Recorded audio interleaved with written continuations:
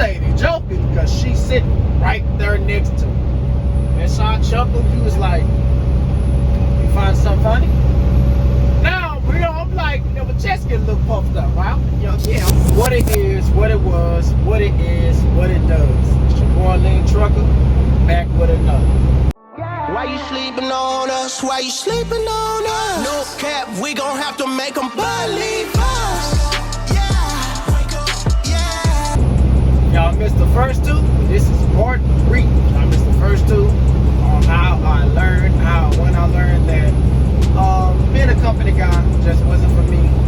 Please check those out to realize this is not me bashing being a company guy for anybody. I'm only talking about me and my experience. So part 3. Here we go. So this one right here got real rough right here. This was actually getting real close to my demise as a company guy right here in this story. It's kind of intense at the time.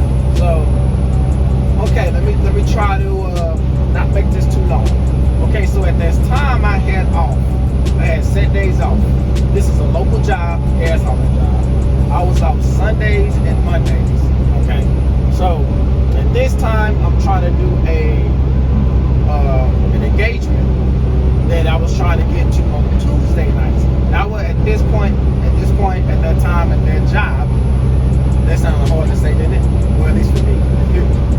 I was getting up at maybe 1:30. I was starting work around 2:30, at 2:30 a.m. And so what I was trying to do on Tuesday nights was obviously interfering with me trying to get up in the mornings and work on Wednesday. So I asked the terminal manager, "Do you mind if I try something with my schedule?" He's like, "Sure, what is it?" I said, "I would like to try to have off Sunday and Tuesday." You know, and I told him I just want to try something. And I said, maybe like a couple weeks. He's like, "All right, no problem."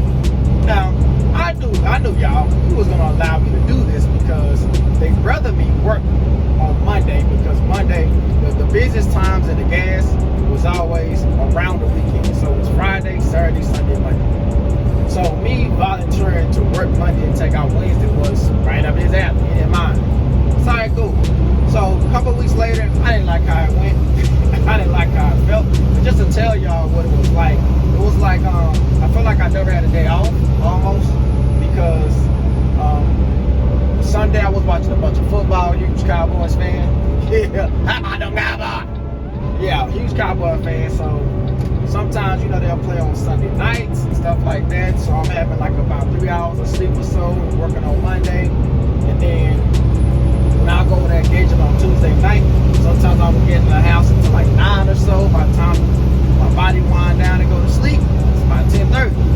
And then, it was just like, it felt like I was sleeping, and then I don't know, it just didn't feel right then, like moving on from that. So I come in, let me see. Now, to his credit, I will say this. Y'all think I'm wrong by anything? I was in the wrong, just tell me. It don't matter, y'all. This was like back in 2011? No, 2012. Literally, it was 2012. So, hey, no hard feelings there.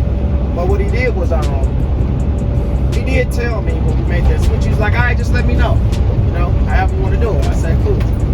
So I come in 2 weeks later, not liking it. I told what was she at the time? I think she was like the head, no, she was a supervisor or something like that. But she was a title, the lady who was right up under him. So I told her, "Hey, yeah, that schedule not gonna work for me. Starting next week, I'm gonna just get back to my Sundays and Mondays." And I say, "Yeah, just let them know for me." She said, "All right, cool, not a problem." So that was the end of it, right? I come in one day, maybe, I don't know which day it was, but I came in one day,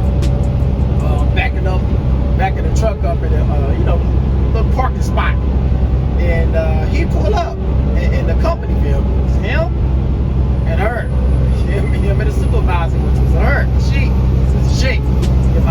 get it right. So he's facing my driver's side. So the way he was nosed in, I'm back there. So he let the window down, and he said, "Hey, so you just gonna do whatever you want to do, huh?" And I chuckled, right? I'm actually thinking he's joking with me because he was the kind of person that would joke sometimes. He either was like an a-hole where he's just gonna lash out or he's gonna joke around. I'm thinking he's joking because she's sitting right there next to me. And so I chuckled. He was like, "You find something funny?" Now, I'm like, my chest getting a little puffed up, right? At this point, I'm still a young man. I'm like, I guess it really don't matter if I was young or not. I'm like 25. But I'm like, hold up. You know what I'm saying? I don't know what you're talking about, but yeah, you got to chill out a little bit. He was like, no, you think you can do whatever you want to do. You just come in, you pick your days off when you work, when you don't want to work, and all that. And I'm like, hold on. I don't know what happened. But, and I said her name, which I'm not going to say on camera. But I said, I told her to tell you, he cussed me off in the middle of that sentence and said, can't you tell I'm not in the mood for dialogue? If I could have showed you my face. I was saying, as soon as he said that, I said, who are you talking to? And then he back up. He back up the car. Like, you do the old mic drop. Oh, man, I'm getting my stuff out this cab. You ain't got a slip seat. So you can't leave nothing in there that's yours, whatever. Well, you can, but it's not courteous because it's only so much space in the cab, the day cab. So I'm getting my stuff out, man. I stormed right into the office. And, yeah, we go at it. I don't even remember exactly what was said no more. But I was, I was on one. I'm telling you, you're not going to be out here talking to me like this. You got me, yeah. We got to. And he came back too, though.